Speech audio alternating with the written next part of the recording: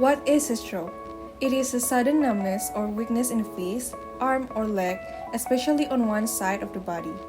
Sudden confusion, trouble speaking, or difficulty in understanding speech. Sudden trouble seeing in one or both eyes. Sudden trouble walking, dizziness, loss of balance, or lack of coordination. Sudden severe headache with no known cause. To identify symptoms of stroke, we have the FAST warning sign. F stands for face. Ask the person to smile.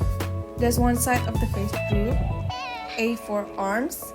Ask the person to raise both arms. Does one arm drift downward? S for speech. Ask the person to repeat a simple phrase. Is the speech slurred or strange? T for time. If you see any of these signs, call 911 right away. Types of stroke. Ischemic strokes are the most common type of stroke. They happen when a blood clot blocks the flow of blood and oxygen to the brain. These blood clots typically form in areas where the arteries have been narrowed or blocked over time by fatty deposits known as plaques. This process is known as atherosclerosis. Next is hemorrhagic strokes, also known as cerebral hemorrhages or intracranial hemorrhage, are less common than ischemic strokes. The main cause of hemorrhagic stroke is high blood pressure, which can weaken the arteries in the brain and make them more likely to split or rupture. For prevention, we have diet. An unhealthy diet can increase your chances of having a stroke because it may lead to an increase in your blood pressure and cholesterol levels. Stop smoking. Smoking significantly increases your risk of having a stroke. This is because it narrows your arteries and makes your blood more likely to clot. Cut down on alcohol.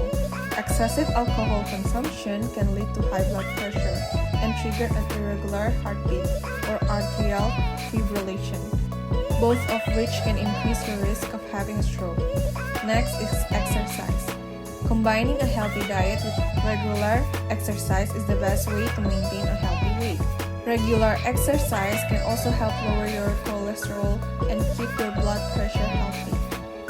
Next is treatment. For ischemic strokes, there are anticoagulants that prevent blood clots by changing the chemical composition of the blood in a way that prevents clots from forming.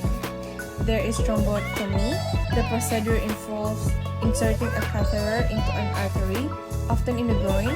The blood clot can then be removed using a device or through suction. Next, there is statins. Statins reduce the level of cholesterol in your blood by blocking a chemical enzyme in the liver that produces cholesterol.